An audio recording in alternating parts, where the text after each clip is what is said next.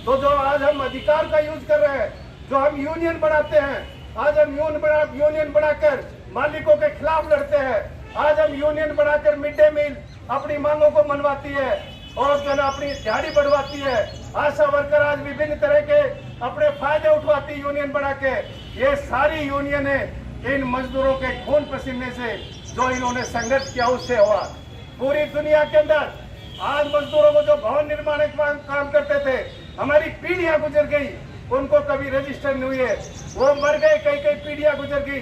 लेकिन जब हिंदुस्तान के अंदर मजदूरों ने अपना संघर्ष किया तो 1996 में भारत सरकार ने कानून बनाया था कि भवन निर्माण के मजदूरों को भी कुछ जन राहत दी जाए। लेकिन आज क्या हो रहा है साथियों, इन इतिहासों को याद रखो।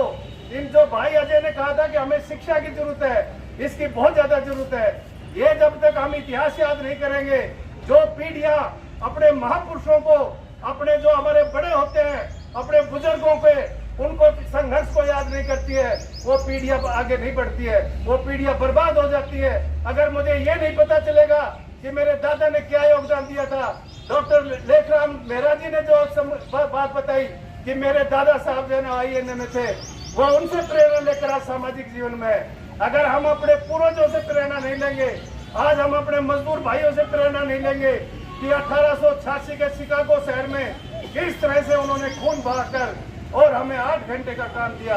लेकिन आज की सरकार क्या कर रही है?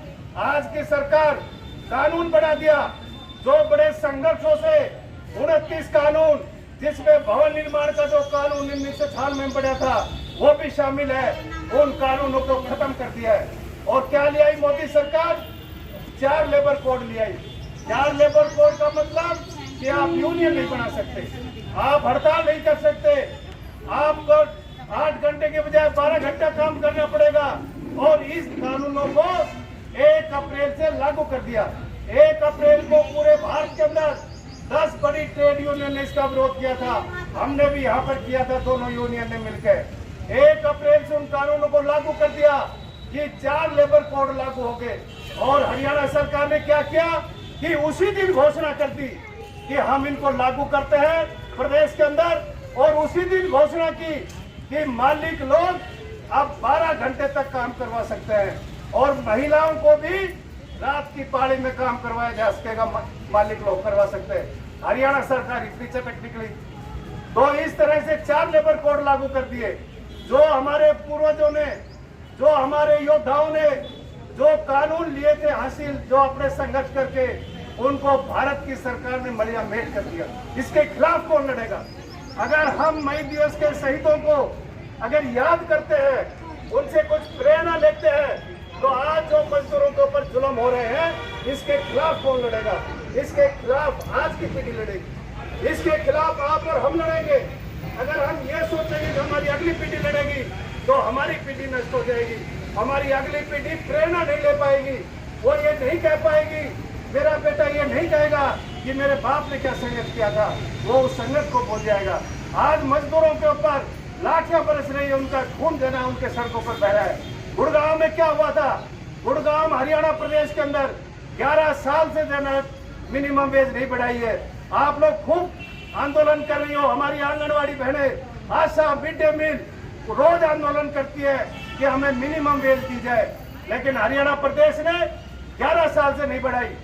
और जब मजदूरों, गुड़गांव के मजदूरों ने जब मांग उठाई 11 फैक्ट्री के मजदूरों ने कि हमें मिनिमम वेज दी जाए, तो उनके ऊपर लाठियां बरसाई गई। 11 फैक्ट्रियों के मजदूर, हजारों मजदूर सड़कों पर उतर आए।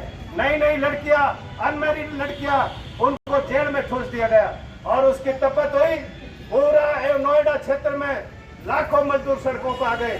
फरीदाबाद, पलवल, भिवाड़ी और नीमराना और पूरे जो जितना भी NCR का बेल्ट है, पूरे सड़कों के ऊपर आ गया।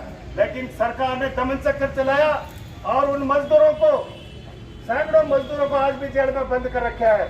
आज भी गुड़गांव के अंदर 60-65 मजदूर वो जेल में बंद है। 20 लड़कियां, नौजवान लड़कियां, उनको जेल में बंद कर रखा है। उनके पक्ष में कौन बोलेगा? सरकार की इन करतूतों के खिलाफ कौन बोलेगा? उसके खिलाफ हम बोलेंगे। जो सरकार जो इनके खिलाफ मई दिवस के शहीदों को याद करते हैं, जो मई दिवस से शहीदों को प्रेरणा लेते हैं, वो साथी उनके खिलाफ, उनके पक्ष में बोलेंगे। सरकार के खिलाफ बोलेंगे। अभी हम जो है ना पिछले दिनों 22 तारीख को डीसी साहब को ज्ञापन देखा है, सारी यूनियन थी हमारी, AIUTC एटक के भाई अनिल पवार जी थे, सिट्टू थी, दूसरी 6 यूनियन थी, ट्रेड यूनियन।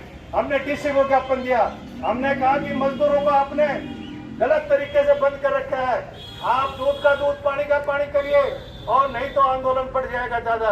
और जो सरकार ने, हरियाणा सरकार ने उसी दिन बड़ी हड़ताल में और 15,220 रुपए मिनिमम घोषणा की। ये 15,220 क्या होता है? जीरो है। 12,000 तो पहले थे, 5 साल में बढ़ने थे, वो 2020 में बढ़ने थे, वो नहीं बढ़ाए।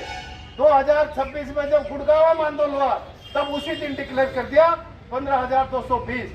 जो भाई अजय यहाँ जिक्र कर रहा था, कम से कम 30 मीटिंगें हुई है सरकार के साथ, पूरे लेबर डिपार्टमेंट और जो फैक्ट्रियों के मालिक और हमारी ट्रेड यूनियन जो 6-7 हरियाणा में है, उनके सारे प्रतिनिधि, उन्होंने 30,000 की मांग की थी कि 30,000 दो, लेकिन बात आपस में चर्चा करते करते 23,196 रुपए ये डिक्लेयर हुआ था। जो सरकारी कमेटी थी उसने डिक्लेयर किया था कि 23,196 रुपए ये डिक्लेयर करेगी सरकार।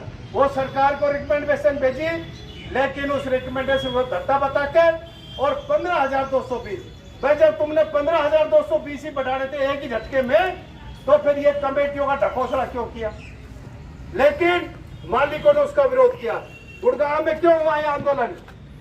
गुड़गांव के मजदूर ये कह रहे थे, एक दिन उन्होंने पहले स्ट्राइक की, अगले दिन वो सरकार ने नोटिफिकेशन दे दिया कि हम मिनिमम वेज बढ़ाते हैं। गुड़गांव के मजदूरों ने ये कहा कि ये जो सरकार ने नोटिफिकेशन निकाला है, आप इसको फैक्ट्री के नोटिस बोर्ड पर लगाओ और ये कहो कि हम इसको लागू करेंगे। ये थी उनकी मांग। और जब मालिकों ने ये नहीं किया तो मजदूर फिर बाहर आ गए और मालिकों ने पुलिस से मिलकर उनके ऊपर लाठियां बरसा दी। ये एक मांग थी। अगर मालिक उस नोटिफिकेशन को लगा देता तो बात बढ़ती नहीं, वो ये घोषणा कर देता कि हाँ मैं 15,220 दूंगा। लेकिन मालिकों ने विरोध किया। आज भी मालिक विरोध कर रहे हैं कि 15,220 हम नहीं देंगे फैक्ट्री के मजदूरों को। अब देखिए, और हम मांग कर रहे हैं 30,000 की, सरकार उनके पक्ष में खड़ी है। तो तमाम मैं भाइयों से बहनों से आग्रह करूंगा कि अगर हम मई दिवस को मना रहे हैं, अगर उन शहीदों से हम कोई प्रेरणा ले पा रहे हैं, तो हमें उनके पक्ष में खड़ा होना पड़ेगा। इनके खिलाफ लड़ाई लड़नी पड़ेगी, इन मालिकों के खिलाफ। ये देश में पूंजीपतियों का राज है, समझ लो, पूंजी का राज है। इस देश के अंदर 2 पाड़े हैं, एक तरफ पूंजीपति है, पूंजीपतियों की कोई जात नहीं। पूंजीपति जो है वो चाहे वो अहीर हो, चाहे ब्राह्मण हो, चाहे SC हो, चाहे ST हो, अगर पूंजी का मालिक है तो वो पूंजीपति है, उसकी कोई जात नहीं है। और दूसरी तरफ देश का मेहनतकश वर्ग है, देश का मजदूर वर्ग है, किसान मजदूर जिसको हम मेहनतकश बोलते हैं, उनकी भी कोई जात नहीं है। उनकी क्या जात है कि वो मेहनतकश है, वो मेहनत जानते हैं, मेहनत करना जानते हैं, वो मजदूर है।